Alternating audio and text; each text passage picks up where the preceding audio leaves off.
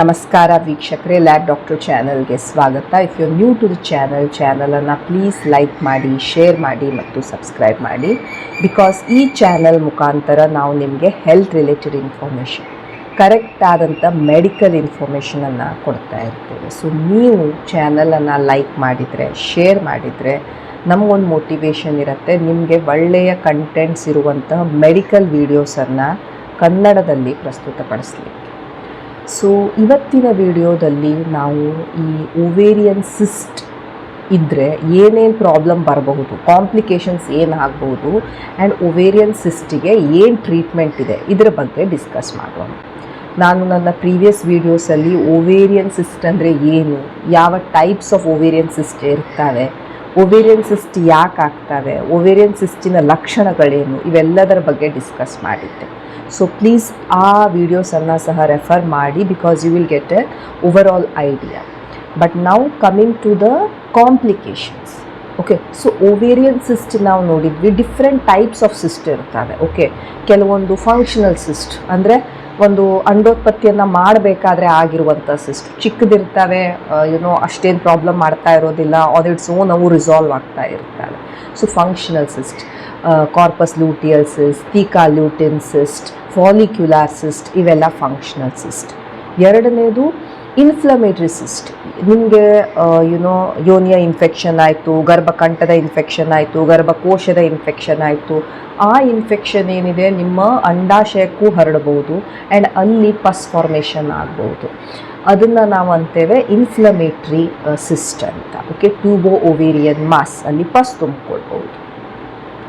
ಮೂರನೇ type of cyst ಏನಿರುತ್ತೆ ಅದು ಗ್ರೋತ್, ನಿಯೋಪ್ಲಾಸಮ್, ಒಂದು ಗಡ್ಡೆ ಥರ ಬೆಳ್ಕೊಂಡಿರುತ್ತೆ. ಆ ಗಡ್ಡೆ ಕ್ಯಾನ್ಸರ್ ಇರದೇ ಇರುವಂಥ ಗಡ್ಡೆ ಇರ್ಬೋದು ಅಥವಾ ಕ್ಯಾನ್ಸರ್ ಇರುವಂಥ ಗಡ್ಡೆ ಇರ್ಬೋದು. ಅದರಲ್ಲಿ ಸೀರಸ್ ಸಿಸ್ಟೆಡಿನೋಮಾ, ಮ್ಯುಸಿನಸ್ ಸಿಸ್ಟೆಡಿನೋಮಾ, ಫೈಬ್ರೋಮಾ, ಥೀಕೋಮಾ, ಇವೆಲ್ಲ different types of ovarian cyst ಬರ್ತಾರೆ. ನಾಲ್ಕನೇದು ಪಿ ಸಿ ಒ ಎಸ್, ಎಲ್ಲಿ ನಿಮಗೆ ಹಾರ್ಮೋನಲ್ ಇಂಬ್ಯಾಲೆನ್ಸಿಂದ ಬಹಳಷ್ಟು ನೀರುಗುಳ್ಳೆಗಳಾಗ್ಬಿಟ್ಟಿರ್ತವೆ. ಎಂಡೋಮೆಟ್ರಿಯಾಟಿಕ್ ಸಿಸ್ಟ್, ನಿಮ್ಮ ಗರ್ಭಕೋಶದ ಗರ್ಭಕೋಶದ ಒಳಭಾಗವನ್ನು ಬಿಟ್ಟು ಅಂಡಾಶಯದ ಮೇಲೂ ಹೋಗಿ ಕೂತ್ಕೊಂಡಿರುತ್ತೆ. ಸೊ ಇವೆಲ್ಲ ಡಿಫ್ರೆಂಟ್ ಟೈಪ್ಸ್ ಆಫ್ ಸಿಸ್ಟ್. ಈಗ ಈ ಸಿಸ್ಟ್ ಆಗೋದ್ರಿಂದ ಏನೇನು ಕಾಂಪ್ಲಿಕೇಶನ್ಸ್ ಆಗ್ಬೋದು ಮಹಿಳೆಗೆ. ಸೊ ನಾನು ಹೇಳಿದೆ, ಈ ಫಂಕ್ಷನಲ್ ಸಿಸ್ಟ್ ಏನಿರ್ತವೆ, ತಮ್ಮ ಫಂಕ್ಷನನ್ನು ಮಾಡಬೇಕಾದ್ರೆ ಆದಂಥ ಸಿಸ್ಟು, ಕಾರ್ಪಸ್ ಲೂಟಿಯಲ್ ಸಿಸ್ಟು, ಈ ಥೀಕಾ ಲ್ಯೂಟಿನ್ ಸಿಸ್ಟು, ಇವು ಯೂಶ್ವಲಿ ಯಾವುದೇ ಕಾಂಪ್ಲಿಕೇಶನನ್ನು ಬಹಳಷ್ಟು ಸಲ ಮಾಡೋಕ್ಕೆ ಹೋಗೋದಿಲ್ಲ. ಅದರ ಪಾಡಿಗವು ಇರ್ತವೆ, ಸ್ವಲ್ಪ ದೊಡ್ಡದಾಗ್ಬೋದು, ಸ್ವಲ್ಪ ನೋವಾಗ್ಬೋದು, ಕೆಲವೊಮ್ಮೆ ಒಡೆದು ಹೋಗ್ಬೋದು, ಬಟ್ ಸ್ಟಿಲ್ ಅದು ಆನ್ ಇಟ್ಸ್ ಓನ್ ಅದು ರಿಸಾಲ್ವ್ ಆಗ್ತವೆ. ಓಕೆ, ಸೊ ಜಾಸ್ತಿ ನಿಮ್ಮ ಡಾಕ್ಟರ್ ಅದನ್ನು ತೆಗಿಬೇಕು, ಟ್ರೀಟ್ ಮಾಡಬೇಕು ಅಂತ ಬಹಳ ಅದ್ರ ಬಗ್ಗೆ ಅವರು ಸ್ಟ್ರೆಸ್ ಮಾಡ್ತಾ ಇರೋದಿಲ್ಲ. ಬಟ್ ಪ್ರಾಬ್ಲಮ್ ಯಾವಾಗ ಬರುತ್ತೆ, ಸಿಸ್ಟ್ ಯಾವಾಗ ದೊಡ್ಡದಾಗ್ತಾ ಇರುತ್ತೆ.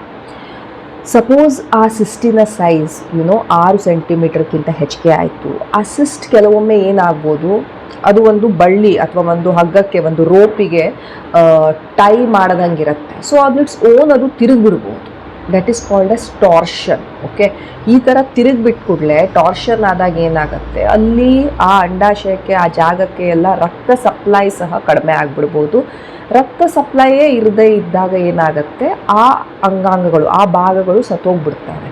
ಸೊ ಅದು ತುಂಬ ಡೇಂಜರಸ್ ಇರುತ್ತೆ. Okay, so ovarian torsion one of the complication ಆಗ್ಬೋದು. ಕೆಲವೊಂದು ಸಲ ದೊಡ್ಡ ಸಿಸ್ಟ್ಗಳು ಏನಾಗ್ಬಿಡ್ಬೋದು, ಒಡೆದು ಹೋಗ್ಬಿಡ್ಬೋದು, ಅದು ಸಹ ಒಂದು ಕಾಂಪ್ಲಿಕೇಶನ್. ಈ ಸಿಸ್ಟು ಬಹಳ ದೊಡ್ಡದಾಗ್ಬಿಟ್ಟಿತ್ತು, ಒಂದು 6 ಸೆಂಟಿಮೀಟರ್ 7 ಸೆಂಟಿಮೀಟರ್ಗಿಂತ ಹೆಚ್ಚಿಗೆ ಆಗಿಬಿಡ್ತು, ಕೆಲವೊಮ್ಮೆ ಅದು ಅಲ್ಲಿ ಬರ್ಸ್ಟ್ ಆಗಿಬಿಡ್ಬೋದು. ಸೊ ಬರ್ಸ್ಟ್ ಆದಾಗ ಏನಾಗುತ್ತೆ, ಅಲ್ಲಿರುವಂಥ ನೀರಿರ್ಬೋದು, ಪಸ್ ಇರ್ಬೋದು, ಫ್ಲೂಯಿಡ್ ಇರ್ಬೋದು, ಅದು ಹೊರಗೆ ಬಂದುಬಿಡ್ಬೋದು. ಅದು ನಿಮ್ಮ ರಕ್ತದ ಜೊತೆ ಸೇರಿಕೊಂಡು ರಕ್ತದ ಇನ್ಫೆಕ್ಷನ್ ಆಗುವಂಥ ಚಾನ್ಸಸ್ ಇರುತ್ತೆ. ಸೆಪ್ಟಿಸೀಮಿಯಾ ಆಗ್ಬೋದು, ನಿಮಗೆ ಸಿವಿಯರ್ ಹೊಟ್ಟೆ ಪೇನ್, ನೋವು ಬಂದುಬಿಡ್ಬೋದು, ವಾಂತಿ, ನಾಸಿಯಾ, ಫೀವರ್ ಇವೆಲ್ಲ ಬರಲಿಕ್ಕೆ ಶುರು ಆಗ್ಬೋದು. ನಿಮ್ಮ ಹೊಟ್ಟೆಯ ಒಳಗಡೆ ಇನ್ಫೆಕ್ಷನ್ ಆಗ್ಲಿಕ್ಕೆ ಶುರು ಆಗ್ಬೋದು, ಪೆರಿಟೋನೈಟಿಸ್ ಆಗಲಿಕ್ಕೆ ಸ್ಟಾರ್ಟ್ ಆಗ್ಬೋದು. ಓಕೆ, ಸೊ ಈ ರೀತಿ ರಪ್ಚರ್. ಸೊ ಒಂದನೇದು ಟಾರ್ಷನ್, ಎರಡನೇದು ಒಡೆದು ಹೋಗೋದು ರಪ್ಚರ್, ಮೂರನೇದು ಕ್ಯಾನ್ಸರಸ್ ಟ್ರಾನ್ಸ್ಫಾರ್ಮೇಷನ್. ನಾನು ಹೇಳಿದೆ ಈ ಓವರಿಯಲ್ಲಿ ಏನು ಸಿಸ್ಟ್ ಇರ್ತವೆ ಎಲ್ಲ ಟೈಮಲ್ಲೂ ಅವು ಕ್ಯಾನ್ಸರ್ ಇರೋದಿಲ್ಲ, ಓಕೆ. ಬಟ್ ಕೆಲವೊಂದು ಸಲ ಬಿನೈನ್ ಇದ್ದಿದ್ದು, ಮೊದಲು ಅದಕ್ಕೆ ಕ್ಯಾನ್ಸರ್ ಇರಲಿಲ್ಲ, ಬಟ್ ಆಮೇಲೆ ಅದು ಕ್ಯಾನ್ಸರ್ ಆಗಿ ತಿರುಗುವಂಥ ಸಾಧ್ಯತೆ ಇರುತ್ತೆ. ನಾನು ನಿಮಗೆ ಓವೇರಿಯನ್ ಸಿಸ್ಟ್ ವಿಡಿಯೋಸಲ್ಲೂ ಸಹ ಹೇಳಿದ್ದೆ, ಕೆಲವೊಂದು ಕ್ಯಾನ್ಸರ್ಸ್ ಲೈಕ್ ಸೀರಸ್ ಸಿಸ್ಟೆಡ್ 20% ಅದು ಕ್ಯಾನ್ಸರ್ ಆಗಿ ಟರ್ನ್ ಆಗ್ಬೋದು. ಆ ರೀತಿ ಕೆಲವೊಂದು ಕ್ಯಾನ್ಸರ್ ಇರದೇ ಇರುವಂಥ ಗಡ್ಡೆಗಳು ಮುಂದೆ ಕ್ಯಾನ್ಸರ್ ಆಗುವಂಥ ಸಾಧ್ಯತೆ ಇರುತ್ತೆ. ಸೊ ಅದು ಇನ್ನೊಂದು complication, cancerous transformation. Interference with pregnancy ಆಗೋಕ್ಕೆ ಪ್ರಾಬ್ಲಮ್ ಆಗ್ತಾ ಇರ್ಬೋದು. PCOS ಅದರ ಒಂದು ಎಕ್ಸಾಂಪಲ್. ಹಾರ್ಮೋನಲ್ ಇಂಬ್ಯಾಲೆನ್ಸ್ ಇರುತ್ತೆ, ಅಂಡೋತ್ಪತ್ತಿ ಸರಿಯಾಗಿ ಆಗ್ತಾ ಇರೋದಿಲ್ಲ, ಟೆಸ್ಟೋಸ್ಟಿರೋನ್ ಈ ಮೇಲ್ ಹಾರ್ಮೋನ್ಸಿನ ಲೆವೆಲ್ ಹೆಚ್ಚಿಗೆ ಆಗ್ತಾ ಇರುತ್ತೆ. ಸೊ ಆ ಹೆಣ್ಮಗಳಿಗೆ ಪ್ರೆಗ್ನೆಂಟ್ ಆಗೋಕ್ಕಾಗದೇ ಇರ್ಬೋದು. ಇದು ಒನ್ ಆಫ್ ದ ಕಾಂಪ್ಲಿಕೇಶನ್ಸ್ ಇರುತ್ತೆ.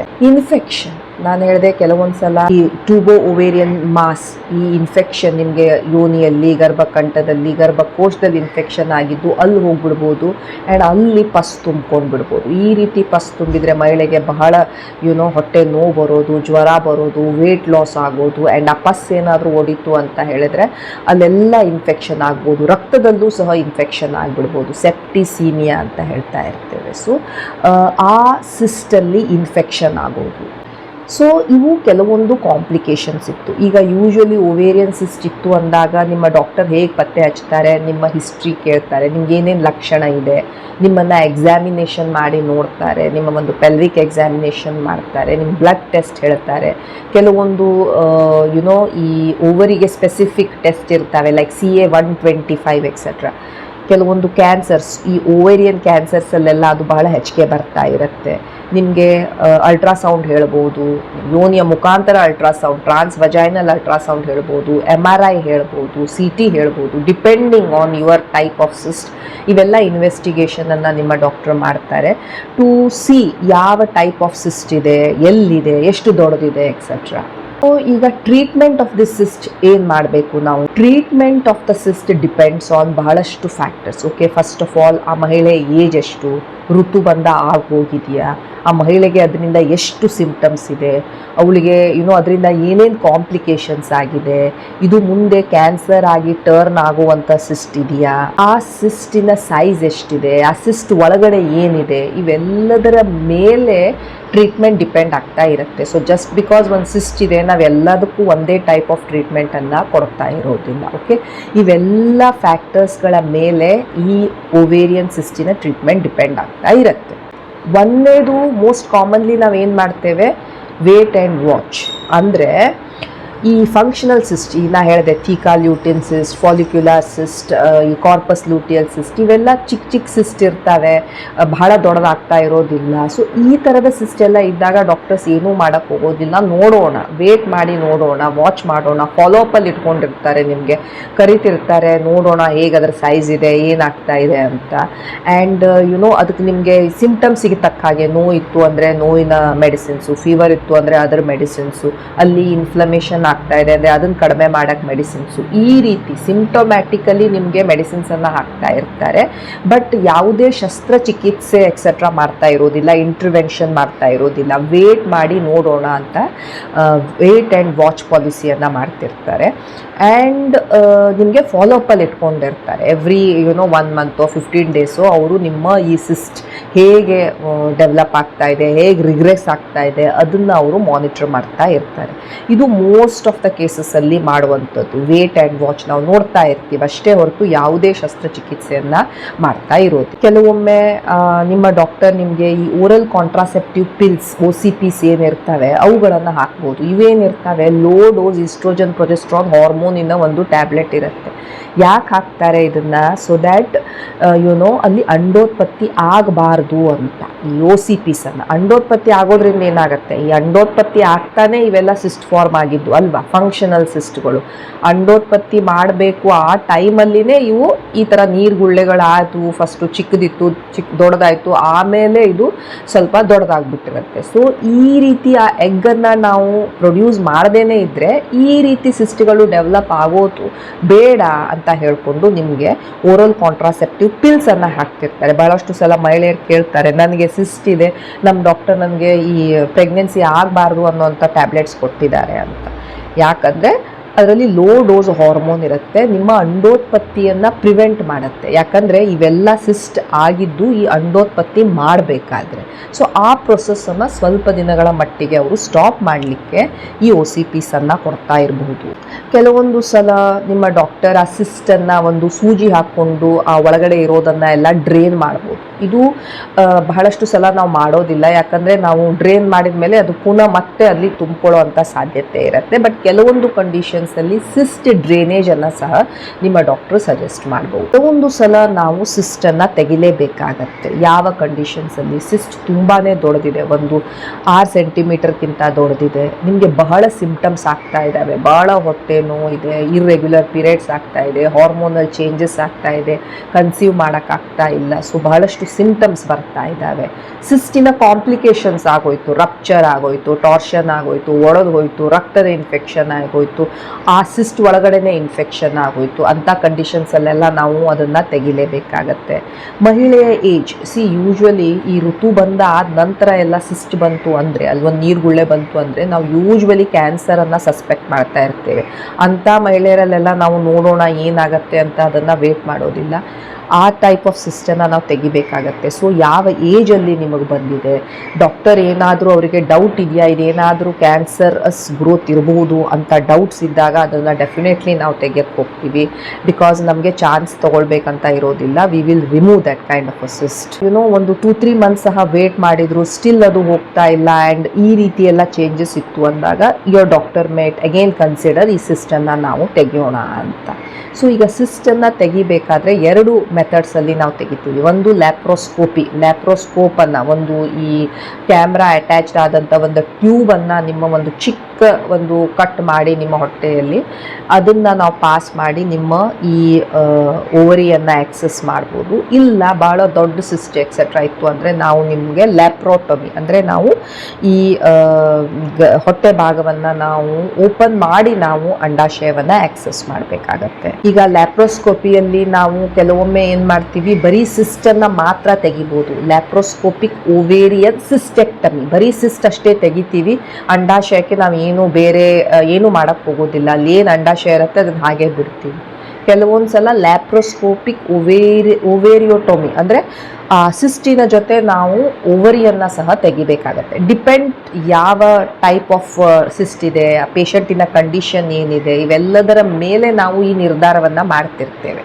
ಬಟ್ 2 ಟೈಪ್ ನಾವು ರಿಮೂವ್ ಮಾಡ್ಬೋದು. ಬರೀ ಸಿಸ್ಟನ್ನು ಮಾತ್ರ ತೆಗಿಬೋದು, ಇಲ್ಲ ಸಿಸ್ಟಿನ ಜೊತೆ ನಾವು ಆ ಇಡೀ ಅಂಡಾಶಯವನ್ನು ಸಹ ತೆಗಿಬೇಕಾಗಿ ಬರ್ಬೋದು. ಸೊ ಬಹಳ ದೊಡ್ಡ ಸಿಸ್ಟ್ ಇದೆ, ಅದು ಒಡೆದು ಹೋಗಿದೆ, ತಿರ್ಕೊಂಡು ಬಿಟ್ಟಿದೆ, ಫುಲ್ ಪಸ್ ತುಂಬಿಟ್ಟಿದೆ, ಆವಾಗೆಲ್ಲ ನಾವು ನಿಮಗೆ ಬಹಳ ದೊಡ್ಡ ಕಟ್ಟನ್ನು ಮಾಡಿ ಎಂಟರ್ ಆಗಿ ಅಲ್ಲಿರೋದೆಲ್ಲ ಕ್ಲೀನ್ ಮಾಡಿ ಆ ಸಿಸ್ಟನ್ನು ತೆಗಿಬೇಕಾಗತ್ತೆ.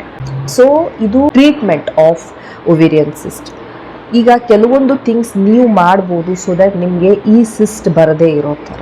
ಒಂದು ನಿಮ್ಮ ವೇಟ್, ನೀವು ಬಹಳ ಓವರ್ ವೇಟ್ ಇದ್ರಿ ಅಂದರೆ ನೀವು ವೇಟನ್ನು ಕಡಿಮೆ ಮಾಡಿಕೊಳ್ಬೇಕು. ನಿಮ್ಮ ಒಂದು ಒಂದು ಎಡಿಕ್ವೇಟ್ ನಿಮ್ಮ ಹೈಟಿಗೆ ನಿಮ್ಮ ವೇಟನ್ನು ಮೇಂಟೈನ್ ಮಾಡಲಿಕ್ಕೆ ಟ್ರೈ ಮಾಡಬೇಕು. ಅಟ್ಲೀಸ್ಟ್ ಒಂದು ರೆಗ್ಯುಲರ್ ಎಕ್ಸಸೈಸ್ ಇರ್ಬೋದು, ಆಹಾರ ಪದ್ಧತಿ ಇರ್ಬೋದು, ಇವುಗಳನ್ನು ನಿಮ್ಮ ಜೀವನ ಶೈಲಿಯನ್ನು ಬೇಸಿಕಲಿ ನೀವು ಸರಿಪಡಿಸ್ಕೊಳ್ಬೇಕು. ನಿಮ್ಗೆ ಗೊತ್ತೇ ಇದೆ PCOS ಏನಿದೆ ಇದು ಜೀವನ ಶೈಲಿಯ ರೋಗ. ನಾವು ಎಕ್ಸಸೈಸ್ ಇರೋದಿಲ್ಲ, ಜಂಕ್ ಫುಡ್ ತಿಂತಾ ಇರ್ತೀವಿ. ಓಕೆ, ಸೊ ಅದರಿಂದ ನಾವು ನೋಡ್ತಾ ಇರ್ತೀವಿ ಈಗ ಬಹಳಷ್ಟು ನಮ್ಮ ಯಂಗ್ ಫೀಮೇಲ್ಸಿಗೆ, ಹೆಣ್ಮಕ್ಳಿಗೆಲ್ಲ ಬಹಳ ಈ PCOSನ ಪ್ರಾಬ್ಲಮ್ ಇರುತ್ತೆ. 5 ಪೇಷಂಟ್ ನೋಡಿದರೆ ಅದರಲ್ಲಿ 2 PCOS ಇದ್ದೇ ಇರುತ್ತೆ, ಅಷ್ಟು ಕಾಮನ್ ಆಗಿಬಿಟ್ಟಿದೆ. ಸೊ ಬೇಸಿಕಲಿ ನಿಮ್ಮ ಜೀವನ ಶೈಲಿಯನ್ನು ನೀವು ಸರಿ ಮಾಡ್ಕೊಳ್ಳೋಕೆ ಟ್ರೈ ಮಾಡಬೇಕು. ಏನೋ ಒಂದು ಫಾರ್ಮ್ ಆಫ್ ಎಕ್ಸಸೈಸ್ ಮಾಡೋದಾಗಲಿ, ಆಹಾರ ಏನು ತಿಂತಾ ಇದ್ದೀರಾ, ಬರೀ ಹೊರಗಡೆ ಆಹಾರ ತಿಂತಾ ಇದ್ದೀವಿ, ಪ್ಯಾಕೆಟೆಡ್ ಫುಡ್ ತಿಂತಾ ಇದ್ದೀವಿ, ಜಂಕ್ ಫುಡ್ ತಿಂತಾ ಇದ್ದೀರಿ, ಇವೆಲ್ಲದರಿಂದ ಏನಾಗುತ್ತೆ, ನಿಮ್ಮ ಹಾರ್ಮೋನ್ ಚೇಂಜಸ್ ಆಗ್ತವೆ. ಯಾವಾಗ ನಿಮ್ಮ ಹಾರ್ಮೋನ್ ಚೇಂಜಸ್ ಆಗ್ತವೆ ಈ ರೀತಿ ನೀರುಗುಳ್ಳೆಗಳು ಎಕ್ಸೆಟ್ರಾ ಬೆಳ್ಕೊಳ್ಳೋಕ್ಕೆ ಶುರು ಆಗ್ತವೆ. ಆ್ಯಂಡ್ ಹಾರ್ಮೋನ್ಸ್ ಬಹಳಷ್ಟು ಫ್ಯಾಕ್ಟರ್ಸ್ ಮೇಲೆ ಡಿಪೆಂಡ್ ಆಗ್ತಾ ಇರ್ತವೆ. ನೀವು ಏನು ತಿಂತೀರಾ, ನಿಮ್ಮ ಬಾಡಿನ ಹೇಗೆ ನೋಡ್ಕೊಳ್ತಾ ಇದ್ದೀರಾ, ನಿಮ್ಮ ನಿದ್ದೆ ಎಷ್ಟಿದೆ, ನಿಮ್ಮ ಸ್ಟ್ರೆಸ್ ಎಷ್ಟಿದೆ, ಇದೆ. ಈ ಬಹಳಷ್ಟು ಜನರಿಗೆ ಬಹಳ ನಿದ್ದೆನೇ ಆಗ್ತಾ ಇರೋದಿಲ್ಲ, ತುಂಬ ಸ್ಟ್ರೆಸ್ ಇರುತ್ತೆ. ಅಂಥವರಲ್ಲೆಲ್ಲ ಈ ಕಾರ್ಟಿಸಾಲ್ ಹೆಚ್ಚಿಗೆ ಆಗೋದು, ಈ ಒವೇರಿಯನ್ ಹಾರ್ಮೋನ್ಸ್ ಚೇಂಜ್ ಆಗೋದು, ಹಾರ್ಮೋನಲ್ ಇಂಬ್ಯಾಲೆನ್ಸ್ ಆಗೋದು ಎಲ್ಲ ಆಗ್ತಾ ಇರುತ್ತೆ. ಸೊ ಆದಷ್ಟು ನಿಮ್ಮ ಜೀವನ ಶೈಲಿಯನ್ನು ಸರಿಪಡಿಸ್ಕೊಳ್ಳಿಕ್ಕೆ ಟ್ರೈ ಅಟ್ಲೀಸ್ಟ್ ಮಾಡಬೇಕು. ಓಕೆ, ನಾನು ಟ್ರೈಯೇ ಮಾಡಲಿಲ್ಲ, ನಾನು ಬರೀ ಮೆಡಿಸಿನ್ಸು ಇದನ್ನೇ ತೊಗೊಳ್ತೀನಿ ಅಂದರೆ ಬಹಳ ಪ್ರಾಬ್ಲಮ್ಸನ್ನು ನೀವು ಮುಂದೆ ಫೇಸ್ ಮಾಡಬೇಕಾಗಿ ಬರಬಹುದು. ಸೊ ಲೈಫ್ ಸ್ಟೈಲ್ ಚೇಂಜಸನ್ನು ಮಾಡೋಕ್ಕೆ ಟ್ರೈ ಮಾಡಿ. ನೀವು ಒಂದು ಏಜ್ ಆದಮೇಲೆ ರೆಗ್ಯುಲರ್ ಹೆಲ್ತ್ ಚೆಕಪ್ಸನ್ನು ಇಟ್ಕೊಂಡಿರಬೇಕು. ಸೊ ದ್ಯಾಟ್ ನಮಗೊಂದು ಗೊತ್ತಿರುತ್ತೆ ಏನಾಗ್ತಾ ಇದೆ ನಿಮ್ಮ ಬಾಡಿಯಲ್ಲಿ ಅಂತ. ಯಾಕಂದರೆ usually after the age of 40 ನಾವು ಯಾವುದೇ ಟೈಪ್ ಆಫ್ ಸಿಸ್ಟ್ ಇರ್ಬೋದು, ಯಾವುದೇ ಟೈಪ್ ಆಫ್ ಸಿಂಪ್ಟಮ್ ಇರ್ಬೋದು, ನಾವು ಲೈಟ್ಲಿ ತೆಗೆದುಕೊಳ್ಳೋಕ್ಕಾಗೋದಿಲ್ಲ. ಯಾವತ್ತೂ ನಾವು ಒಂದು ಕ್ಯಾನ್ಸರಿನ ಒಂದು ಡೌಟನ್ನು ಇಟ್ಕೊಂಡೇ ಇರ್ತೇವೆ. ಸೊ ರೆಗ್ಯುಲರ್ ಹೆಲ್ತ್ ಚೆಕಪ್ ಸಹ ನಿಮಗೆ ಹೆಲ್ಪ್ ಮಾಡ್ತಾ ಇರುತ್ತೆ. ನಾನು ಹೇಳಿದೆ CA 125 ಈ ಥರ ಕ್ಯಾನ್ಸರ್ ಸ್ಕ್ರೀನಿಂಗ್ ಮೆಥಡ್ಸ್ ಎಲ್ಲ ಇರ್ತವೆ, ಅವುಗಳನ್ನೆಲ್ಲ ನಿಮ್ಮ ಡಾಕ್ಟರ್ ನಿಮಗೆ ಸಜೆಸ್ಟ್ ಮಾಡ್ಬೋದು. ಸೊ ಇವು ಕೆಲವೊಂದು ಚೇಂಜಸನ್ನು ನೀವು ಮಾಡ್ಕೊಳ್ಬಹುದು ಟು ಅವಾಯ್ಡ್ ಈ ಥರ ಸಿಸ್ಟ್ ಫಾರ್ಮೇಷನ್ ಆಗಲಿ. Okay, so that was all about ovarian cyst, ಇದರ complications and treatment. Okay, thank you so much for watching the video. Please like, share and subscribe the channel. Thank you.